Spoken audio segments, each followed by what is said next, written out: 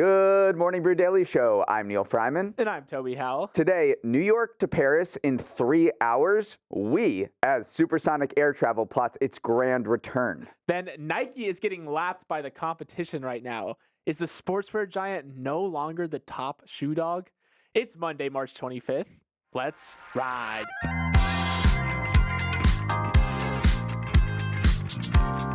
With March Madness in full swing, Morning Brew thought we'd join in on the fun with a bracket of our own. It is not about basketball. It is about the greatest invention of all time. The esteemed selection committee, which was me and Toby and a couple other employees here, selected 64 inventions from human history that will compete for the top prize. Contenders will advance through the bracket from a fan vote, so it's all up to you. You can vote at Morning Brew's main social media channels, at Morning Brew on both Twitter and Instagram. And the first round gets underway today at about 10 a.m. Eastern. You might be curious about the number one seeds. They are the Wheel, Fire, Electricity, and the Internet. Toby, what are some first-round matchups you're keeping your eye on? Those are powerhouses, but here are some matchups I'm looking at from every region. In the North, I think Email in the 14 seed could make a run just because the audience is Morning Brew readers. They kind of love Email. The matchup I have my eye on is Beer versus the Lawnmower in the 3 versus 14. They both complement each other so well. Why do we have to pick one? Moving to the South, I'm most excited about the 2 versus 15 matchup, which is Penicillin versus Snorkel. I just love the fact that we exist in a universe where those two get to square off. I think the committee criminally underseeded Coffee in the West region. We put that in the 8 seed, and I can see it pulling off the upset of Electricity if it makes it to the Sweet 16. Finally, in the East, I'm all in on the Air Fryer in the 11 seed. It's up against Toothbrush, but my toothbrush never gave me a perfectly crispy salmon fillet. But please join in on the fun. Go follow us at Morning Brew. We'll be posting at 10 a.m. Eastern today. It's going to be a great time, so we hope to see you there. Now let's hear a quick word from our friends over at Factor. Neal, I don't know how I never put this together, but Factor is named Factor because the most important factor in your overall health and wellness is food. I, too, am a little shocked you never put 2 and 2 together. Wait, you're saying you knew this the whole time? Of course I did. JK, no, I'm just making you feel bad. I had no idea either. Thank you. I was reading an interview with the co-founder from a few years ago, and I was proud that I learned that. I also learned that Factor is obsessed with nailing the, quote, time to mouth. Ah, the TDM. I'm familiar. Yes, Factor's time to mouth is 2.5 minutes. Simply grab one of their meals from your fridge, fresh, never frozen, toss it in the microwave, and voila, restaurant quality nutrition in under 3 minutes. Still can't believe you didn't know why it was called Factor, Toby. If you want these ads. If you want to get a taste of the best time to mouth in the biz, head to factormeals.com/morningbrew50. Then use code morningbrew50 to get 50% off. That's factormeals.com/morningbrew50 with code morningbrew50 to snag a 50% discount. If the U.S. power grid was in orange, big tech companies are squeezing every last bit of juice out of it, seeds and all. There is just insane demand for power in America right now, and we're not producing enough of it. In Georgia, demand for industrial power in the next decade is about 17 times higher than recently forecasted, and utility providers project they will need double the amount of power over the next 5 years than previously anticipated. A lot of it comes down to the rise of AI and the power-hungry data centers needed to train these models. The nation's 2,700 data centers are eating up 4% of the country's total electricity output, which is forecasted to grow to 6% by 2026. And according to one forecast from a key energy conference last week, by 2030, the surge in AI means U.S. data centers may gobble up more power than all households in the country. Toss in the demands of crypto mining operations, and you have 2 extremely power-hungry industries that are putting immense strain on our already strained grids. Yeah, this reminds me of the froyo boom in the 2000s, except data centers don't taste as good and they consume a lot more electricity. Just fascinating how these new types of data centers have existed for a long time for cloud computing and things like that, but the ones that power large language models that allow large language models like ChatGPT, Gemini, all the ones that the big tech companies are rolling out are facing huge constraints because of transmission lines. It's just kind of an interesting thing that the world, the natural resources that we have or our built environment is really putting a huge blocker on the potential development of AI. A lot of these kind of quotes I read from people familiar with the power industry was about how do we get the forecast for the power needed so wrong? And it is because we've had these unexpected industries prop up. I mean, the transitions from gas-powered vehicles to electric-powered vehicles, EVs, was already going to put a ton of strain on. Then AI kind of came out of nowhere and added another immense strain. You also have the crypto industry, which, I mean, 10 years ago, people weren't forecasting to be a big energy suck, but it is right now. So all of a sudden, you're forecasting these power, I mean, the Georgia stat of 17 times higher. It's insane. How are you off by a factor of 17 times? They don't know. They were freaking out. They were like, how do we get this off by a factor of 17? There's also another layer here, which is EVs, Bitcoin mining, data centers, but also just general factories. There's a huge factory boom right now in the United States thanks to the Inflation Reduction Act is doling out hundreds of billions of dollars in subsidies. And we have factory investment in the United States that's at a 50-year high. There are 155 factories coming online or being expanded right now in the country, and that's also putting further strain on the grid. So you have just a triple, quadruple whammy going on, putting a lot of strain on power supplies in the United States. Potentially a fifth whammy is the fact that all the good spots at kind of the power lunch table are already taken. It used to be that you put your data centers near kind of these major cities, these made with a lot of tech workers, good internet connection, places like the Silicon Valleys of the world. But those places are long tapped out. There's no space to add more data centers there. So now companies are turning to places like Columbus, Ohio, Altoona, Iowa, Fort Wayne, Indiana. And these places don't necessarily have the grid in place to support these very power hungry operations. So it's kind of a good and bad thing because you want to bring some sort of economic development to your area, but you also don't want to put this immense strain on your grid, which you haven't forecasted for. Yeah, there's also great concern that this strain on the grid will reverse or delay our transition to green energy. There are a bunch of states that have proposed new gas-fired power plants to be able to handle the demand or have delayed the phase out of coal plants. So there's a very important and interesting climate change angle here, but we have to move on. How incredible would it be to board a plane at JFK, throw on Dune, and then land in London before the movie's over? Sounds like science fiction, but it may become reality soon because supersonic air travel is so back. More than 20 years after the final flight of the Concorde, a company called Boom Supersonic is trying to make sonic booms great again. On Friday, it hit a major milestone in its quest to return commercial supersonic aviation to the skies, taking its prototype aircraft XB-1 on a successful test drive in the Mojave Desert. The XB-1 is what's known as a demonstrator. It's just a small prototype to try out some things, and it barely got over 280 miles per hour on the flight, well short of the speed of sound, Mach 1, which is about 760 miles per hour. But eventually, hopefully by the end of the decade, Boom hopes to build a much bigger plane called the Overture that can shuttle people between New York and London at 1.7 times the speed of sound, taking just over 3 hours. Toby, are you hyped? I am hyped, but the hype comes with a lot of asterisks here because, again, it is cool to see a plane in the air, but this is nothing close to the actual plane that they eventually hope to build because they aren't even testing out the engines that they hope to use right now. These had kind of normal engines that have been in service for several decades. They're hoping to develop a new engine called the Symphony for their Overture aircraft. There's a little, I don't know, symphonic play there for you people. But it is interesting because they've recently kind of scrapped their partnership with Rolls-Royce, who they were using to help develop the engines. Now they're going at it alone. So there's a lot of question marks around this, but the general thrust of it is very exciting because, yeah, who doesn't get excited for supersonic air travel? I know. And if you are, plugged into the aviation industry, people talk about the Concorde in hushed tones. It's really this mythological aircraft. It came online in the 70s and did the transatlantic crossing, set the record for the fastest crossing of the Atlantic by a civil aircraft in 1996. It flew from New York to London in 2 hours, 52 minutes. It actually happened. It was retired in 2003 after a glorious run. The economics didn't work out actually at all. It was way too expensive. way too lumbering. There was also a fatal crash involving the Concorde. So I think there's a lot of enthusiasm about bringing something like this back in a more economical way, because supersonic air travel is really tough to make the financials work out right. Yeah, and the financials still aren't quite adding up for me, because the Overture seats right around 64 passengers compared to, I mean, an Airbus A380 can take over 853 people across the Atlantic. Also, the Boomjet absolutely guzzles fuel at this insane rate. So who knows if you can,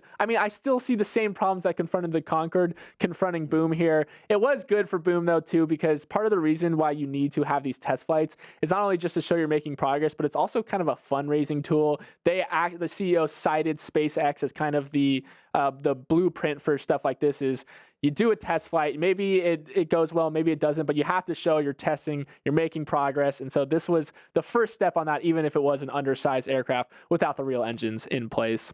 Let's move on. Nike is in a slump. It's losing market share to competing brands like On and Hoka in the running market.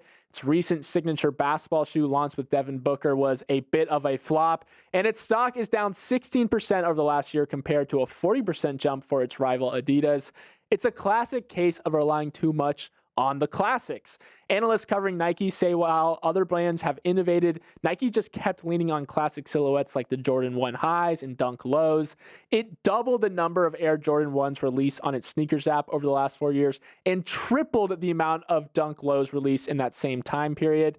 Neal, too much nostalgia, not enough innovation. It's been enough to put a dent in even Nike's unshakable allure. Right. So Nike reported earnings last week and did not excite at all. Sales were pretty flat, and its stock continued its downturn 7% last week, and its stock is down 40% over the last 3 years, amounting to a $130 billion wipeout. Right now, CEO John Donahue is undergoing a major restructuring. They cut 2% of their workforce. They're trying to cut costs of $2 billion over the next few years. So they kind of recognize that they're completely off their game right now. Yeah, they're off their game. And I think part of it is that they haven't been innovating in the right areas. I mean, I will say in the running market, they still have captured the top end performance. Like their Nike Alpha Fly, their marathon shoe, their race shoes are still probably ahead of all the other brands, but kind of those middle of the line shoes, your daily trainers, the thing that most normal runners buy, they really haven't updated or innovated on their legacy. The Nike Pegasus has been around for years now, and it's kind of the same shoe as it was even a decade ago. And while you have things like On, who has their crazy new like cloud cushion technology, it feels more innovative, feels more exciting to people. And so that's part of the reason too why Nike's kind of taking a step back, saying, okay, we're going to stop releasing the same old classics, the same old Jordans, the same old Nike Dunks, and try to introduce some more innovation back into the company, because that's kind of what it's been known for over the years. Right, they're kind of getting lapped right now by Hoka and On as people start to wear running shoes is a huge growing market, not only for people competing and athletes like you, but they are just wearing them to the office now. And as COVID has turned the office into a little more of a casual place, Nike did get a big win in Europe, though, when Germany said it was switching its kit sponsor, or its kit manufacturer, which is a fancy way of saying jerseys, from Adidas, which is crazy because Adidas is Germany. It's been the kit supplier for 70 years, and they're switching to Nike, which set off a huge kerfuffle at the highest levels of the government. They accused the German National Football Association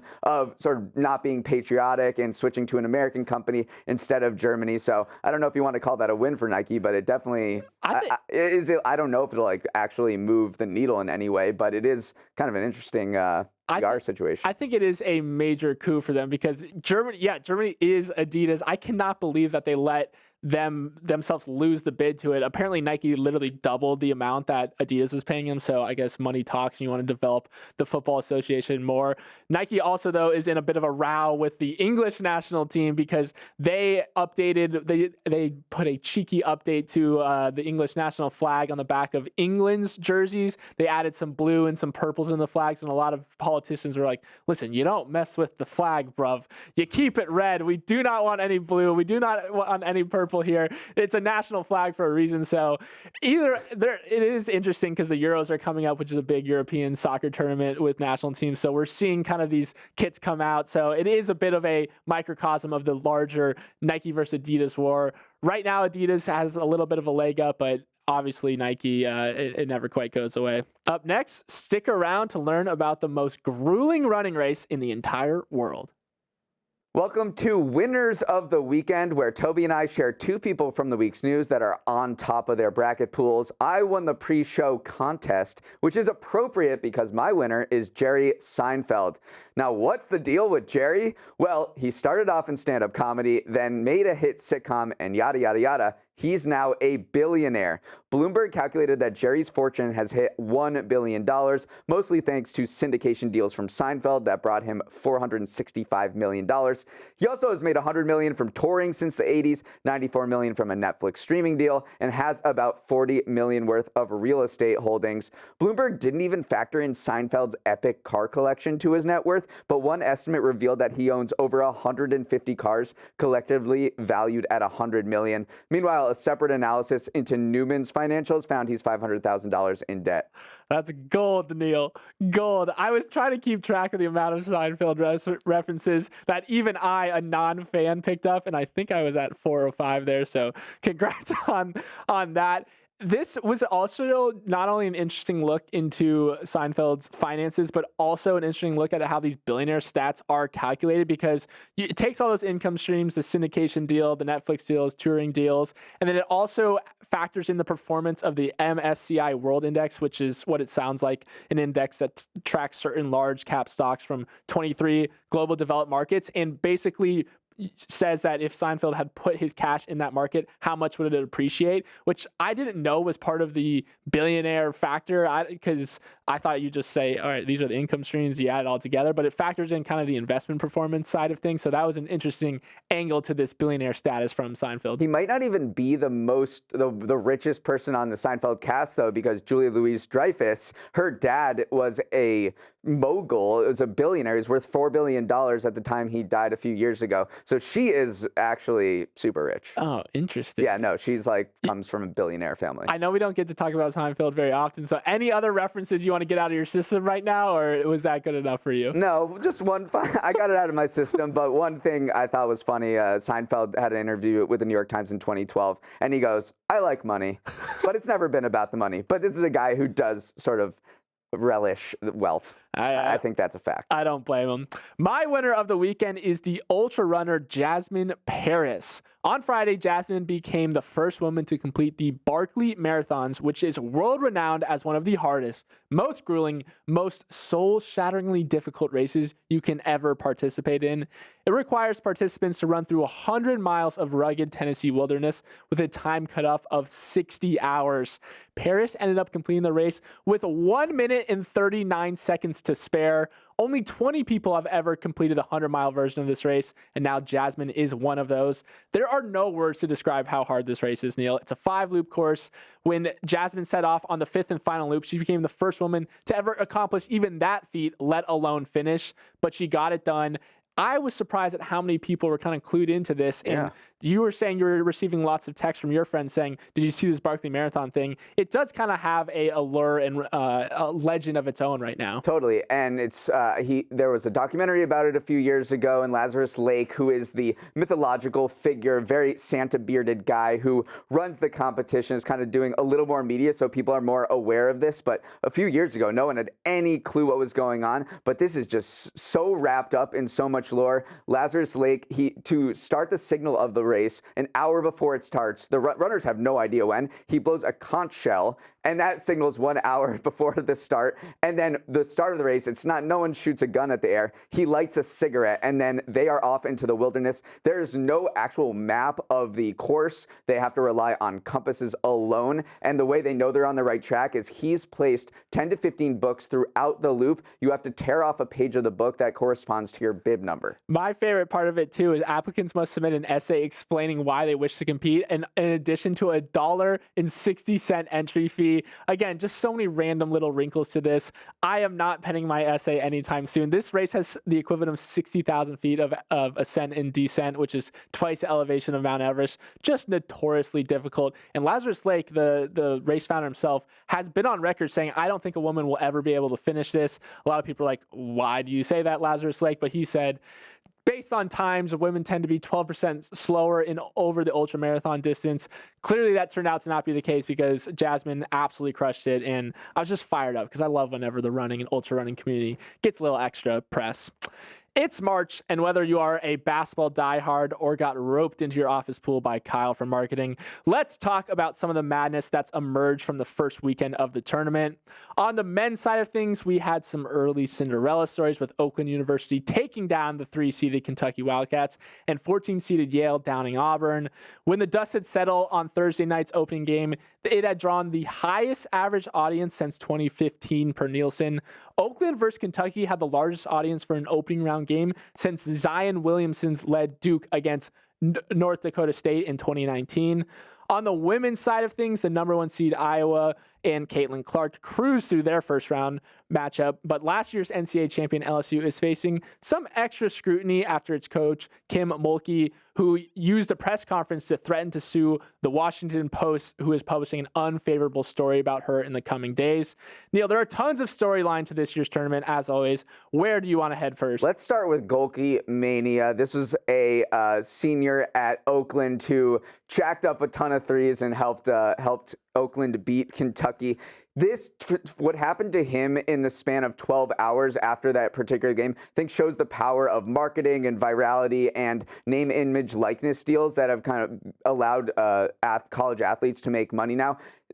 Barely the Nets hadn't come down on that game when he already signed an NIL deal with TurboTax. He's an accounting major, and he put out a deal with them. He grew his Instagram following from 500 followers to over 50,000. He's already making money through endorsement deals. So the NIL machine works so fast these days, was something I just didn't realize. I mean, he still had a game to play, and in between practice, he's filming TurboTax commercials. One brand that I think has capitalized very well on the recent NIL rule update is Buffalo Wild Wings, where Buffalo Wild Wings has this deal where if you're at a BW3s during the March Madness and the game goes to overtime, everyone gets 6 free wings in the restaurant. So they've been signing players on teams who go to overtime, legit less than 24 hours after their game ends, to NIL deals. So Jack Golke, even though they ended up losing to North Carolina State in the next round, he got an NIL deal from Buffalo Wild Wings where he's just posing with his wings because his game went to overtime. So